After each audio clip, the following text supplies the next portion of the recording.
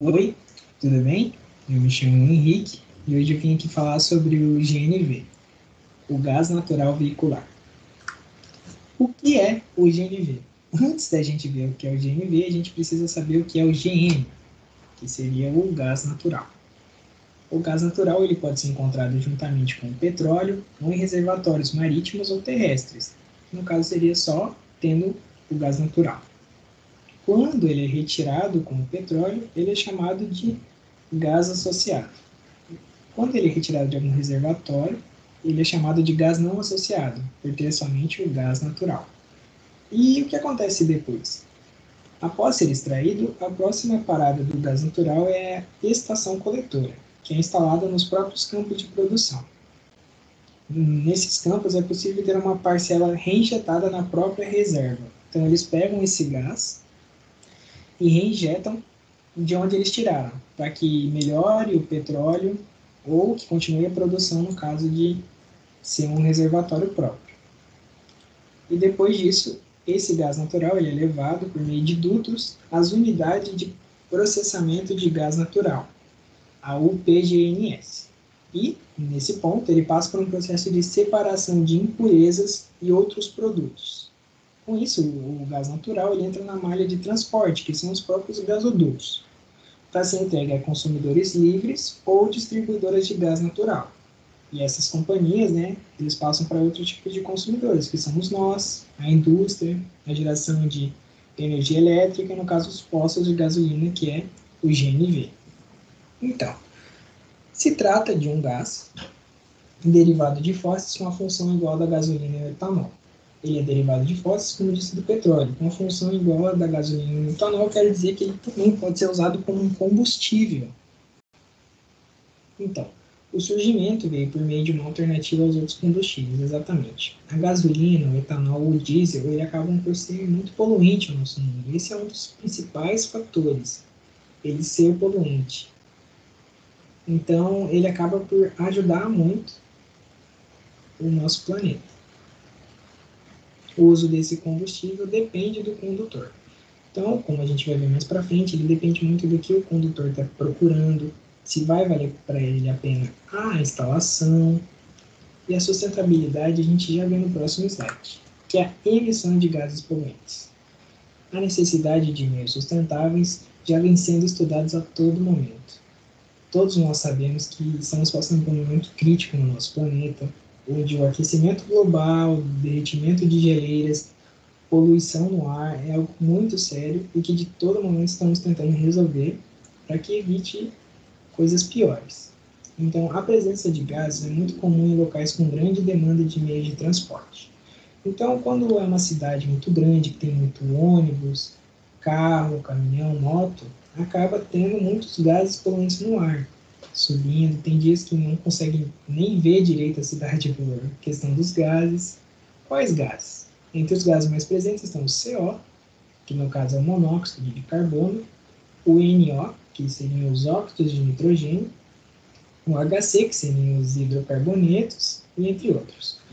Quando a gente vê ali o NOx, o que aquele X quer dizer? Ele quer dizer que o O, que seria o oxigênio, pode ter mais de um, sendo o O1 tendo uma molécula de oxigênio, O2 tendo duas moléculas de oxigênio. Então, por exemplo, assim seria o N, que é uma molécula de nitrogênio, com mais três moléculas de oxigênio. Então, por exemplo, ficaria NO3. Os gases poluentes são gerados pela queima incompleta dos combustíveis. Ah, mas o que seria uma queima incompleta? A queima incompleta dos combustíveis seria o quê? Pela falta de oxigênio. Quando está fazendo a queima do combustível, por exemplo, gasolina e etanol, ele não tem o necessário de oxigênio ali dentro. Então ele acaba por não conseguir fazer a queima. Então fica a queima incompleta. Já no caso do GNV, ele consegue fazer a queima completa. Porque o que? Se tratando de um gás, ele tem mais oxigênio, consegue fazer a queima completa e assim liberando menos poluentes. Poluentes primários e secundários. Os poluentes primários seriam os poluentes que eles já saem sendo poluentes. O que eu quero dizer com isso? Ele já vem para nós sendo um gás ruim. Então, por exemplo, o CO, ele é um poluente primário, pois ele já vem sendo CO. O secundário seria um que eles vêm normalmente e acabam na atmosfera se transformando num gás poluente. Por exemplo, o enxofre, que ele é representado pela letra S, ele vem para nós, e na atmosfera ele se junta com o oxigênio, representado pela letra O. Então, chegando na atmosfera, ele vai ficar o quê? SO2. Então, sendo assim, ele vai ser uma molécula poluente, o SO2. Aqui, a gente tem um quadro de poluição e seus gases poluentes. Assim, começando ali, ó, um gráfico que vai de 2006 até 2019, com ali embaixo mostrando cada corzinha um tipo de gás. Então, ó, a gente pode ver com certeza que o CO2, marcado pela bolinha verde, é o que mais sobe em todo esse tempo, tendo picos muito altos, começando com 31,4 e terminando com 38,5. Então, a gente já vê aqui, ó, o limite máximo de emissão de CO2, nesse gráfico da direita, em marcha lenta para veículos automotores com motor de ciclo alto. Então, a gente vê que a gasolina e o álcool, eles vão mantendo essa proporção durante os anos e vai sempre diminuindo. Porém, o gás natural ele mantém aquele 1, que no caso é o limite máximo de emissão. Com o tempo, o outro vai diminuindo. Então, a gente já vem para a instalação. A instalação depende de como o condutor vive. Como eu citei anteriormente, agora a gente vem nessa parte. Por exemplo, digamos que você acorda, você vai na padaria, aí você volta para casa, aí você leva os seus filhos na escola, aí você volta, você vai passear, volta, vai para o serviço, volta. Então você está constantemente andando de carro. Então, você pensa, meu, será que vale a pena instalar um kit de GNV? O kit de GNV, ele custa em torno de 2.000 a 4.000 reais. E esse estorno pode demorar um pouquinho para voltar. Então, o que?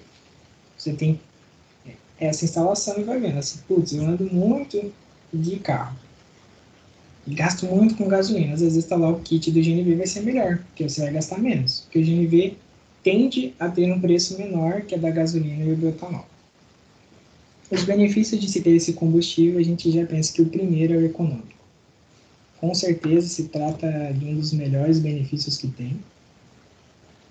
Claro, sem falar da mecânica do carro, que não vai precisar de tanta regulamentação. Claro, sempre vai precisar ter essa manutenção. E logo em seguida a gente vê o quê? A evolução da instalação da GNV no Brasil. Então a gente vê que de 2000 até 2006 teve um grande aumento de conversão. Isso por quê? Porque nessa época a diferença de preço entre a gasolina, o etanol e o GNV era muito alta. Tanto que depois tende a não ter tantas porque eles começaram a ficar mais parecidos, sendo só quem precisa mesmo, quem trabalha com isso. Ubers, por exemplo, trabalham o dia inteiro com carro, às vezes se torna mais rentável o uso do GNV. Aqui é a instalação do GNV, que são esses cilindros que ficam na parte de trás do carro. Então, dependendo do carro, do tamanho do carro, como na foto da esquerda, a gente vê que não sobra muito espaço no porta-malas, às vezes acaba prejudicando uma viagem, coisa do gênero. Já na foto da direita, ele acaba de ficar mais embaixo, sem problema. Aqui. Agora a gente vem para a parte do verdade ou mito. Sempre o GNV será mais barato? Mito. Não quer dizer que porque se trata de outro combustível que ele vai ser mais barato, que tem esse kit de instalação que ele vai ser mais barato. Com certeza ele pode estar a um preço baixo hoje e amanhã está a um preço muito alto. O carro com GNV pode explodir em um acidente. Mito. Apesar de ser alguma batida, algo do gênero, não vai fazer com que o botijão exploda. Ele é muito seguro, ele é todo feito a aço, então, sem nenhum problema. Ele mantém também um rótulozinho mostrando a pressão que está dentro, se está tendo algum problema, mantendo as inspeções, tudo dará certo. Precisa manter o tanque com um pouco de combustível. Isso é verdade. Para garantir o funcionamento perfeito do carro e evitar danos ao sistema de injeção eletrônica, o combustível líquido precisa estar presente. Então, o GNV estraga o motor do carro? Isso depende. A adequação de combustível para o gás natural não se trata como eles falam, né? Mas realmente não é uma conversão tirou um, entra outro. Não, ainda pode conter o outro. Isso porque o motor continua operando também com etanol ou gasolina. Só que essa adaptação pode causar alguns inconvenientes, algum problema. O motor dos automóveis que funcionam com gás podem ter problemas a longo prazo, por não terem com a frequência esperada a limpeza da válvula. Então, essa limpeza da válvula mecânica precisa sempre estar em dia, para que não ocorram esses problemas. Perda de potência no motor. Realmente, acaba por ter uma perda de potência porque os carros não estão preparados para ser movidos a gás. Então, eles acabam faltando um pouco aquela explosão que a gasolina e o etanol dão para ele ter mais a potência. Claro, isso sem contar o peso que os cilindros acabam trazendo para o carro. GNV faz menos mal à saúde que os outros combustíveis. Totalmente verdade. Como a gente viu anteriormente, ele é muito melhor, não produz tanto CO quanto a gasolina e o etanol, e acaba por assim ser muito melhor. É mais difícil adulterar o GNV do que os outros combustíveis líquidos. Verdade e muito verdade. Por questão de ser um gás, estar dentro de um cilindro, é muito difícil você alterar ele, colocar outro gás. Por quê? Dentro do cilindro ele vai ter uma pressão única, então se você colocar outro gás, vai aumentar a pressão, consequentemente você precisaria aumentar o volume se fosse colocar mais pressão. Então, é diferente da gasolina e etanol, que você pode colocar alguma coisa dentro para adulterar. Então, aqui a gente vem para o teste prático de economia. A gente vai ver um exemplo de como o GNV pode ser mais econômico. Neste link, você consegue ver toda a conversão e os preços que você terá em gasto. Eu vou mandar para vocês depois, deixando disponibilizado o link, para que vocês possam fazer vocês mesmos. Eu fiz aqui uma situação hipotética, então vamos lá. Os quilômetros rodados por dia eu coloquei 30, sim, é muita coisa, mas eu coloquei só para ter uma média.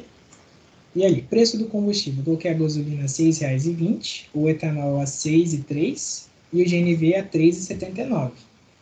Coloquei um carro fazendo geralmente 12 km por litro e no etanol 8 por litro.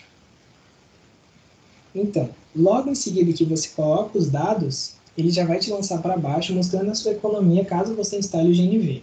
Se você instalar o GNV, gasolina versus GNV, o custo mensal em gasolina vai ser de R$ 480 por mês. E o custo mensal com o GNV vai ser 320, uma economia de R$ 160 por mês. Todo mundo sabe que R$ 160 hoje em dia é muito importante, é uma ida no mercado às vezes. Então, ele mostrando que em 31 meses você recupera o investimento da conversão. Se você juntar esses R$ 160 por mês, já vai ter pago o preço que tu pagou na conversão. Agora, no etanol versus o GNV. O custo mensal do etanol vai dar R$ 700 por mês e o do GNV vai dar 320. Com o GNV você economiza até R$ 380. Então, assim, muito importante. Então, em 13 meses você consegue recuperar o investimento da conversão. Notícias sobre o GNV. Saiu, se eu não me engano, essa semana, uma notícia na TV aqui em Joinville, que a explosão deixa homem ferido ao tentar passar gás de carro para botijão de cozinha em SC. Então, não tem como, porque o GNV e o GLP são duas coisas diferentes. Então, o GNV, né, que é o que a gente está estudando, ele é constituído por hidrocarbonetos. O exemplo é metano e etano. Enquanto o GLP, que no caso seria do gás de cozinha, que é o gás liquefeito de petróleo, ele é conhecido por encontrar na sua forma líquida. E a composição conta com união de gases, sendo principais o butano e o propano. Então, o quê? Enquanto o GNV trabalha com o metano e o etano, o GLP trabalha com o butano e o propano. Se a gente for ver em relações a cadeias químicas, eles são muito diferentes, pela questão do número de carbonos que eles contêm. O butano contendo 4, o propano contendo 3, o metano 1 e o etano 2. Então, são cadeias carbônicas diferentes que podem alterar. Então, no caso, não tem como tentar passar um GNV por um botijão de cozinha. Tanto que foi o que aconteceu, que explodiu. E, claro, isso conta com o quê? A pressão que um tem, você viram pelas fotos ali que o GNV é um cilindro muito grande, enquanto o botijão de cozinha cabe embaixo da pia. Então, assim, a gente prova que não é a mesma coisa. Eu gostaria de agradecer a todos que assistiram até aqui. Muito obrigado, e pode deixar aqui no grupo, eu vou mandar vídeos mostrando como é a instalação e mais notícias sobre.